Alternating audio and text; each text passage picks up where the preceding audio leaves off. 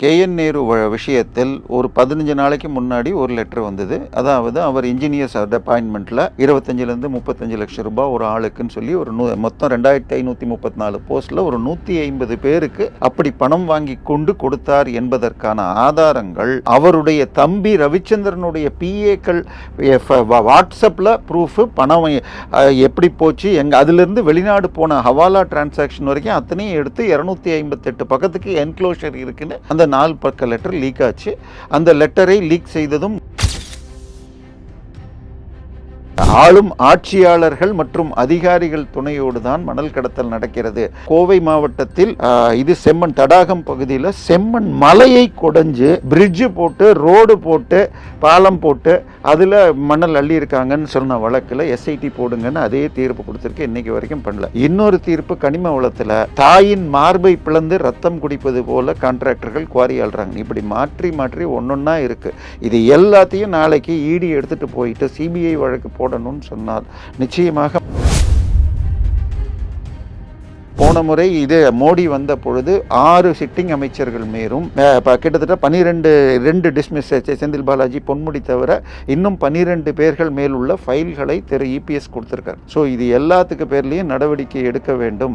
நீங்க சும்மா நீங்க சொன்ன மாதிரி ஏதோ ரெய்டு வருது அப்புறம் நடக்கல அப்படிங்கறத EPSம் சுட்டி காட்டி இதுக்கு ஏதாவது பண்ணணுன்றார். அமித்ஷா அடுத்த 2 நாட்களில் வருகிறார். எனவே இது எல்லா வழக்குகளும் மேல போயிட்டு இருக்கு. கண்டிப்பாக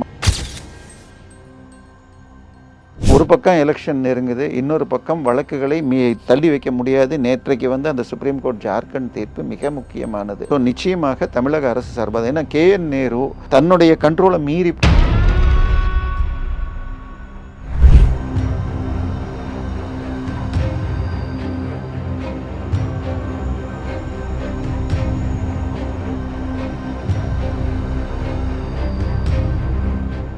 ரியல் ஒன் நேயர்களுக்கு வணக்கம். இன்று நம்மளுடைய நேர்காணலுக்கு அரசியல் விமர்சகரான திரு தேவப்பிரியா அவர்கள் இணைஞ்சிருக்காங்க. சார் வணக்கம். வணக்கம். எப்படி இருக்கீங்க? நல்லா இருக்கேன். இப்போ திமுகவில் இருக்கக்கூடிய சீனியர் மினிஸ்டர்கள் எல்லாருமே டெல்லிக்கு அடிக்கடி போயிட்டு வரக்கூடிய ஒரு விஷயம் நடக்குது. அப்படி போயிட்டு வர்றது அப்படிங்கிறது வெளியில யாருக்கும் தெரியாமையும் இருக்கு. செய்தி வாயில அவங்க அங்க சிக்கியிருக்காங்க, இத்தனை கோடிகள், அவங்க அடுத்து ஊழல் கேஸ் அப்படிங்கிற மாதிரி பல விஷயங்கள் கேட்குறோம். ஆனா எதுவும் நடக்க மாட்டேங்குது அப்படிங்கிறதையும் நம்ம பார்த்துக்கிட்டு இருக்கோம். இப்போ KN நேரு அவர்களுடைய விஷயத்தை பொறுத்த வரைக்கும் விஷயம் CBIக்கு தள்ளப்படுதா அப்படிங்கிற ஒரு கேள்வி வருது. ஏன்னா அடுத்த கட்டம் அதான் இருக்கு. எப்படி இருக்கு இந்த கேஸ்? ஹைகோர்ட் என்ன சொல்லிட்டு இருக்காங்க சார்? இல்ல, அதாவது திரு KN நேரு விஷயத்தில் ஒரு 15 நாளைக்கு முன்னாடி ஒரு லெட்டர் வந்தது. அதாவது அவர் இன்ஜினியர்ஸ் அப்பாயின்மெண்ட்ல 25லேருந்து 35 லட்சம் ரூபாய் ஒரு ஆளுக்குன்னு சொல்லி ஒரு மொத்தம் 2534 போஸ்ட்ல ஒரு 150 பேருக்கு அப்படி பணம் வாங்கி கொண்டு கொடுத்தார் என்பதற்கான ஆதாரங்கள் அவருடைய தம்பி ரவிச்சந்திரனுடைய PAக்கள் வாட்ஸ்அப்பில் ப்ரூஃப் பணம் எப்படி போச்சு அதிலிருந்து வெளிநாடு போன ஹவாலா டிரான்சாக்ஷன் வரைக்கும் அத்தனையும் எடுத்து 258 பக்கத்துக்கு என்க்ளோஷர் இருக்குன்னு அந்த 4 பக்க லெட்டர் லீக் ஆச்சு. அந்த லெட்டரை லீக் செய்ததும் முதல் குடும்பம் தான் அப்படின்லாமும் ஒரு செய்தி. முதல் குடும்ப ஆதரவுடன் உதயநிதி ரசிகர் மன்ற தலைவர் தான் லீக் பண்ணார்னு வந்துச்சு. இப்போ அது முடிஞ்சு 15-20 நாள் கூட ஆகலை. அது DGPக்கு எழுதப்பட்ட கடிதம். அதாவது ED நாங்கள் அவர் பேங்க்கில் 23 கோடி ஏமாத்திட்டார்னு CBIயில் இருந்த வழக்கில் ED ரெய்டு பண்ணப்ப அவங்க ஆஃபீஸில் கண்டுபிடிக்கப்பட்டது அப்படின்னு சொன்னது. ஸோ இப்போ அதே நேரத்தில் இன்னொரு வழக்கையும் எடுத்து இப்போ அனுப்பிச்சிருக்காங்க லெட்டர்.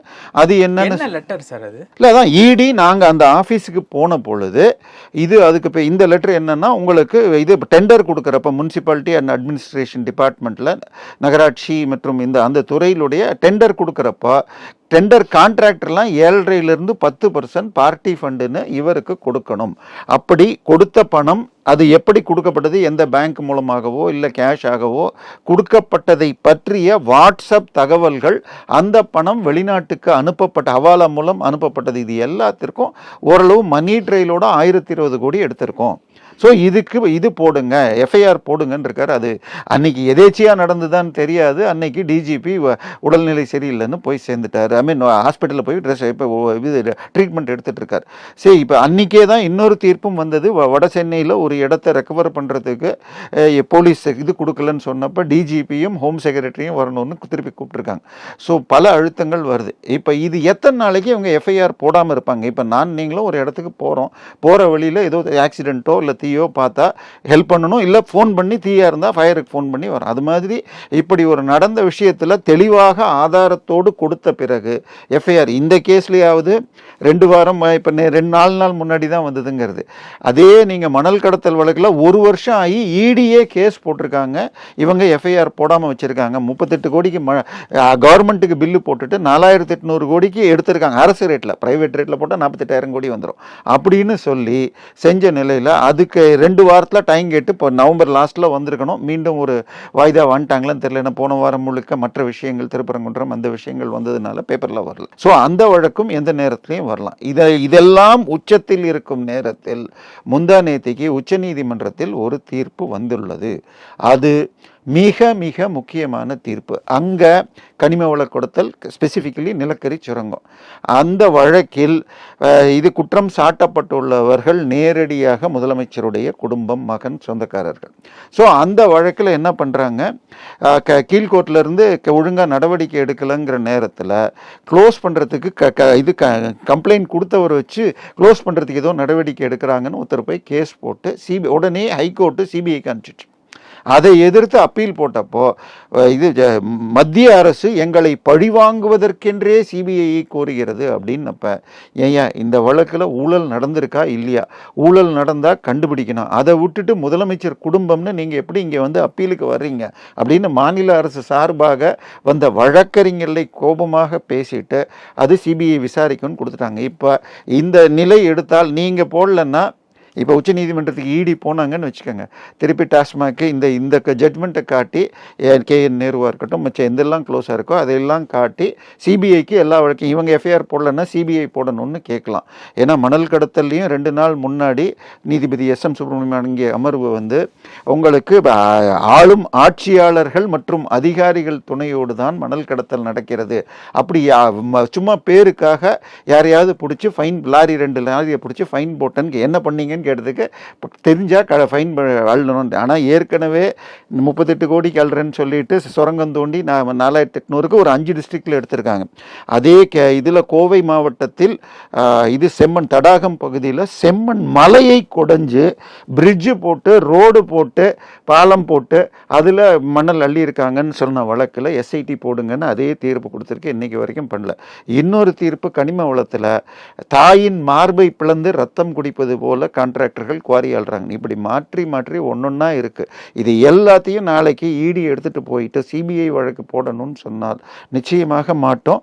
அதே மாதிரி கோயம்புத்தூரில் இன்னொரு கனிம வள வழக்கில் அவர் பேர் என்ன சொல்கிறது, இது அப்பாவு வந்து இதில் பண்ணப்போ என்ன பண்ணாங்கன்னா 728 கோடிக்கு, அதாவது ஒரு 4 பேர் இது குவாரி வெடித்து 4 பேர் செத்து போகிறாங்க. உடனே ரெய்டு பண்ணி செக் பண்ணால் 28 குவாரியில் அளவுக்கு அதிகமாக 730 கோடி எடுத்திருக்காங்க. அவங்களுக்கு 286 கோடி ரூபா ஃபைன் போடுறாங்க. போட்டுட்டு எல்லாத்தையும் சீல் வச்சுட்டாங்க. ஆனால் இது அங்கே கலெக்டர் தலைமையில் மீட்டிங்கில் ராதாபுரம் எம்எல்ஏவும் சபாநாயகமான அப்பாவும் அன்னைக்கு திருநெல்வேலி எம்பியான ஞானதிரவியும் வந்து எப்போ தரப்பீங்க, இங்கே எல்லாம் கன்ஸ்ட்ரக்ஷனே மாட்டிடுச்சு, எத்தனை பேர் இங்கே இது பண்ணுறாங்க, எவ்வளோ பேருக்கு வேலை போச்சு தரங்கன்னு அப்படிலாம் மிரட்ட. இல்லை சார் நாங்கள் விசாரணை பண்ணுறோன்னு உடனே இவர் என்ன பண்ணுறாரு, இப்போ இவர்கிட்ட சொன்னால் இந்த கலெக்டர் சொன்னால் முடியாதுன்னு அவரை மாற்றிட்டு கனிம வளத்துறைக்கும் வேறொரு அதிகாரியை போட்டு துரைமுருகன் மூலமாக அந்த 256 கோடியை வெறும் 14 கோடின்னு குறைச்சிட்டு அதுவும் இஎம்ஐயில் கட்டுறதுக்கு கொடுத்தாங்க. இதே மாதிரி ஒன்று அதே ஐஏஎஸ் ஆஃபீஸரை வச்சு கோயம்புத்தூரில் பண்ண வழக்கில் வேறொரு தீர்ப்பில் அது தப்புன்னு சொல்லியிருக்காங்க. ஸோ இது எல்லாமே இவர்களை போட்டு நெருக்கப் போகிறது. ஏற்கனவே போன முறை இது மோடி வந்த பொழுது 6 சிட்டிங் அமைச்சர்கள் மேலும் கிட்டத்தட்ட 12 டிஸ்மிஸ், செந்தில் பாலாஜி, பொன்முடி தவிர இன்னும் 12 பேர்கள் மேலுள்ள ஃபைல்களை இபிஎஸ் கொடுத்துருக்கார். ஸோ இது எல்லாத்துக்கு பேர்லேயும் நடவடிக்கை எடுக்க வேண்டும். நீங்கள் சும்மா நீங்கள் சொன்ன மாதிரி ஏதோ ரெய்டு வருது அப்புறம் நடக்கலை அப்படிங்கிறத இபிஎஸும் சுட்டி காட்டி இதுக்கு எதாவது பண்ணணுன்றார். அமித்ஷா அடுத்த 2 நாட்களில் வருகிறார். எனவே இது எல்லா வழக்குகளும் மேலே போயிட்டுருக்கு. கண்டிப்பாக மாட்டோம். இதுக்கு நடுவில் போடியில் போன வாரம் ஒரு ரெய்டு நடந்துச்சு. தேனி போடிநாயக்கனூரில் திமுகவின் முனிசிபாலிட்டியோ பஞ்சாயத்து தலைவருடைய துணைத் தலைவருடைய கணவர் அவங்க ஒரு ஏலக்காய் ஃபேக்ட்ரி நடத்துகிறாங்க. அவங்க கிட்டத்தட்ட 1000 கோடிக்கு 1 வருஷத்துக்குள்ளே பில் பண்ணியிருக்காங்க. அது ஃபேக் பில்லாகத்தான் இருக்கும் அப்படிங்கிறது மாத்திரம் இல்லாமல் அங்கே தேனியின் முன்னாள் எம்பி, காங்கிரஸ் எம்பியாக இருந்தவர், நம்ம இப்போ வேளச்சேரி எம்எல்ஏவுடைய அப்பா, அவர் அதை தாண்டி அங்கே தேனி போடியில் ஒரு 1500 ஏக்கரை முதல் குடும்பம் வாங்கி கொடுத்ததும் இவர் தான். அதுக்கும் இந்த 1000 கோடி எக்ஸஸ் பில்லிங் இருக்குமா என்று எல்லா ஃபைலையும் எடுத்து பண்ணியிருக்காங்க. ஸோ 5 நாள் அங்கே இது ரெய்டு பண்ணியிருக்கு. ஸோ அத்தனை ஃபைலும் மேலே போயிருக்கு. நிச்சயமாக அமித்ஷா நாளைக்கு நாளான்னைக்கு வந்தாலும் இல்லைன்னாலும் அடுத்த வாரத்தில் மிகப்பெரிய அளவில் தாக்கம் இருக்கும். ஓகே, இப்போ கேஏ நேரு அதுக்கப்புறம் ஜெகத் ரட்சகன் இவங்க 2 பேருமே கூட சிக்கல், கேஏ நேரு சிக்கல்ல இருக்காரு, ஜெகத் ரட்சகனும் சிக்கல்ல இருக்காங்க அப்படிங்கிற மாதிரி கேள்விப்பட முடியுது.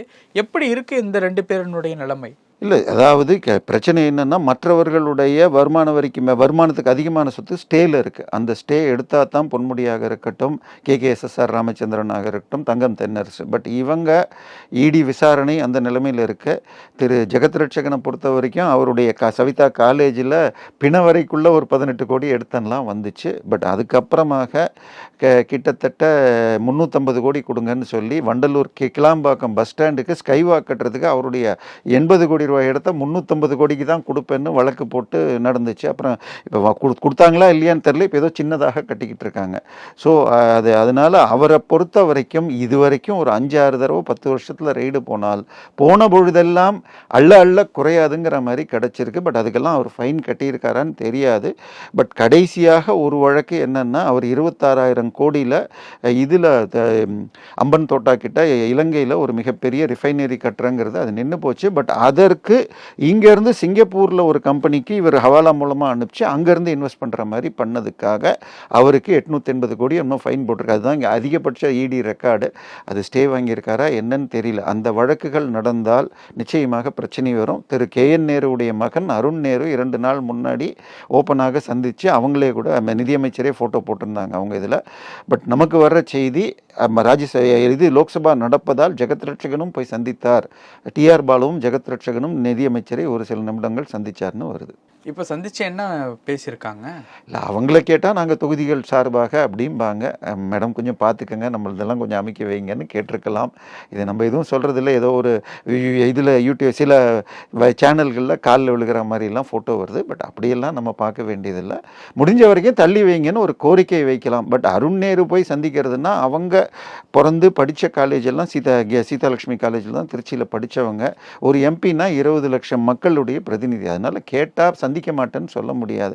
பட் அதை தாண்டி ஏன்னா இவர் பேரில் வழக்கு ரெய்டு வந்தப்போவே தம்பிசார்கள் மீது தலைவர் போய் நேரில் போய் இவரை டெல்லியில் போய் சந்திக்கிறேன்னு சொல்லி அந்த 3 நிமிஷம் அந்த இந்த நீதி ஆயோக் மீட்டிங்கில் சந்தித்தார். ஸோ அதுக்கப்புறம் அது ஸ்லோ ஆகிடுச்சுங்கிற மாதிரி ஒரு ஃபீலிங் இருக்குது. அதனால் இதை ஸ்லோ பண்ண முடியுமான்னு பார்க்குறாங்க.